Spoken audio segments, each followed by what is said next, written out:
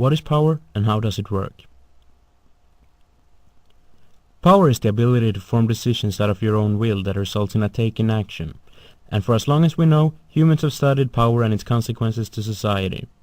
Power is a relation between people, groups, systems, institutions, or anything else where one part owns something that another part is in need of having.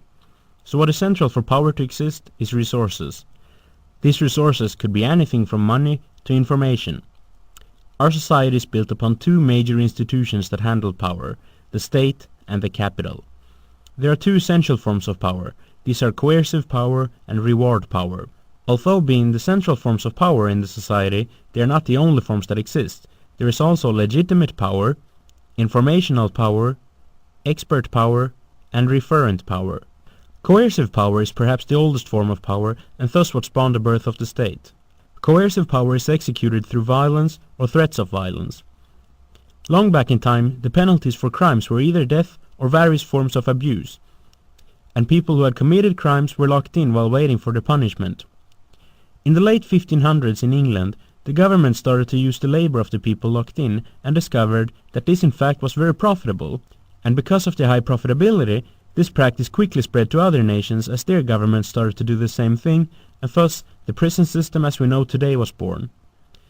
Today about 10 million people worldwide are imprisoned by various governments. As much as 1 million of these are children. 2.25 million of the world's 10 million prisoners are only in the US, making the US prison system the largest prison industry of the world. Coercive power can, such as any form of power, be used by the part that holds the power to be executed over another part that doesn't, in order to get him or her to act in a certain way that he or she otherwise would not do. Coercive power is however not the only way to do this. Reward power is executed through rewards or the promise to reward the other part for acting in a certain way. While by coercive power, the resources are used to physically force the other part to act in a certain way, by reward power, these resources are, as one might guess, used for rewarding the very same action.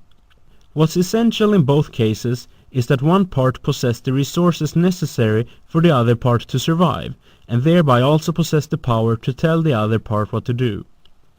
Generally, but certainly not always, the state practices coercive power and the capital practices reward power. However, as I said, not always. For example, by corporations who run private prisons or corporations that are in the war industry. The remaining four forms of power are not being practiced to the same extent, nor are they necessarily systematically practiced in the society. However, this doesn't mean that they aren't practiced in one or another way.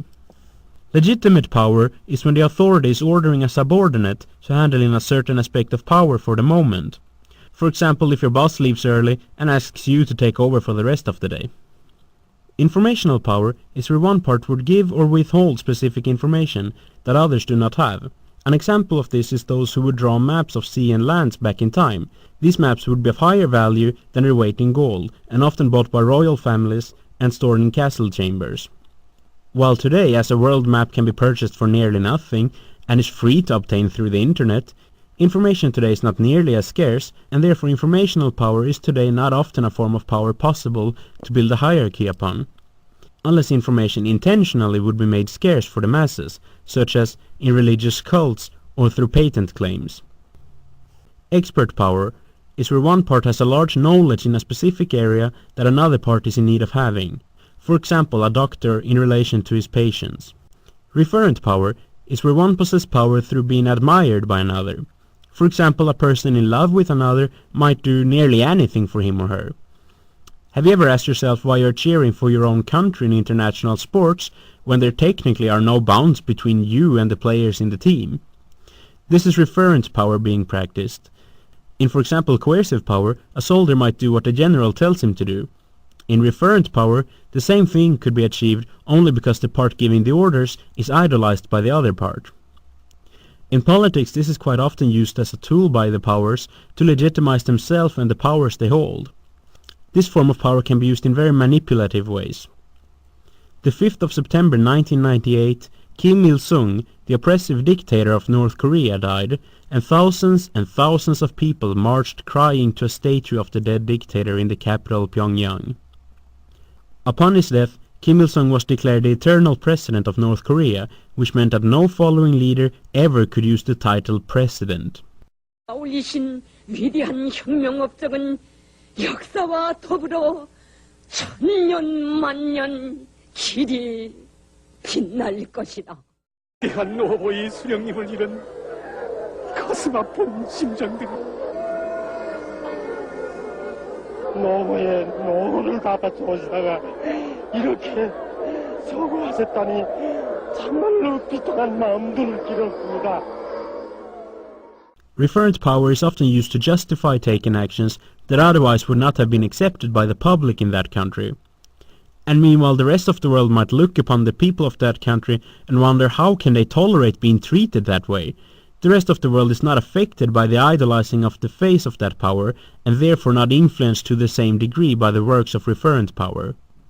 While for example information today is no longer scarce but always available for the public, the power over information is naturally dealt equally, and therefore often not an instrument able to build a hierarchy around. Measures has been taken around the world to limit the access to information. For example, laws are being overlooked to shut down or highly restrict the internet. Material possessions are however scarce to the degree that power over the means of production is the most influential power of today. World maps are no longer considered very valuable. Until this day the air that you breathe is still free. For the people in the top of the hierarchy of power, it only makes sense to strive for always gaining more resources, as this is the base of their position of power. Therefore, they naturally take action for whatever brings in the most profit. The Chinese government has made itself famous for both executing a large portion of reward power as well as coercive power.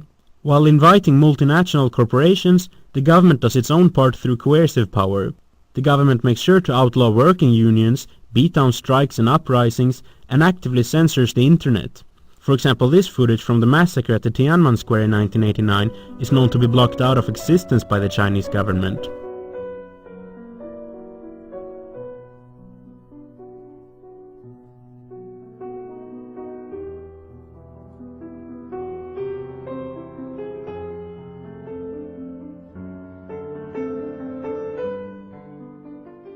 This model of economics has become the most profit-bringing system of today.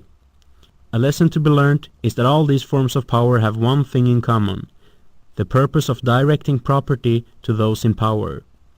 In that sense, power always runs up hills.